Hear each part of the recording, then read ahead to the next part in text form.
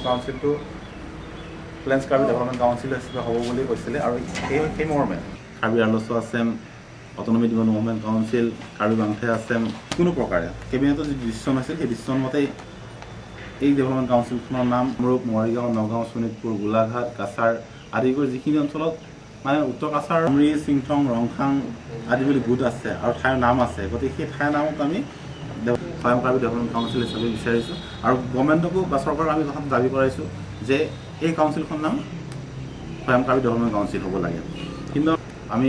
তেখেতৰ নামটো নকৈ নোৱাৰোঁ আচলতে ইনস্পাইৰেশ্যন কৰিছে আমি তেখেতকো এটা কথা কৈছোঁ যদি তেওঁ এই বুলি কৈ থাকে তেনে আমি অকণ বৰা ডাঙৰীয়াৰ এগেইনষ্টে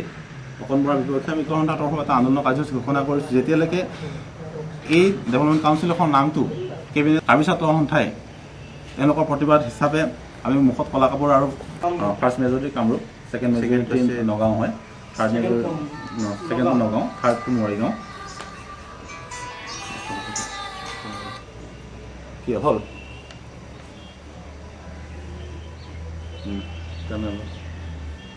কৰিব লাগিব জনগোষ্ঠী নাই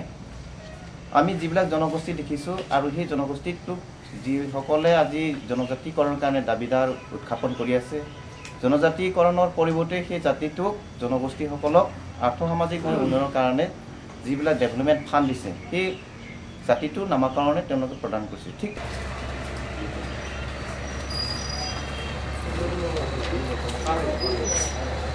অসমৰ কাৰ্বিসকলৰ কাৰণে যি উন্নয়ন পৰিষদ গঠন কৰিছে সেই উন্নয়ন পৰিষদৰ নামাকৰণৰ ক্ষেত্ৰত বহু খেলিমেলি জটিলতা দেখা গৈছে যে প্ৰথম অৱস্থাত গভৰ্ণৰ নটিফিকেশ্যন হৈ আছিল প্ৰথমতে ভৈয়াম কাৰ্বি উন্নয়ন পৰিষদ হ'ব বুলি আৰু শেহতীয়াকৈ আমি দেখিবলৈ পালোঁ যে গভৰ্ণৰ নটিফিকেশ্যনৰ ক্ষেত্ৰতো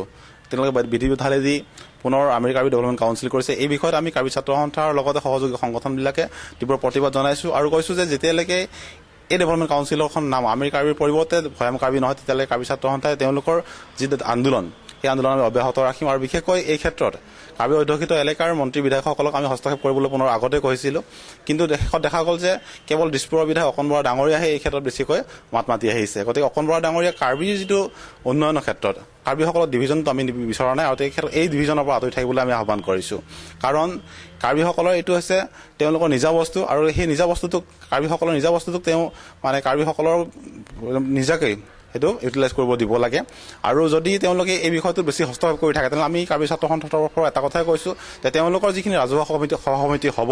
এই সভা-সমিতিত আমি সদায় কাৰ্বি ছাত্ৰ সন্থাই বাধা পঠালি দি আহিম গতিকে এই ডেভেলপমেণ্ট কাউন্সিলটোক আমেৰিৰ পৰিৱৰ্তে ভৈয়াম কাৰ্বি কৰিব লাগে বুলি আমি কাৰ্বি ছাত্ৰ সন্থাই দাবী জনাওঁ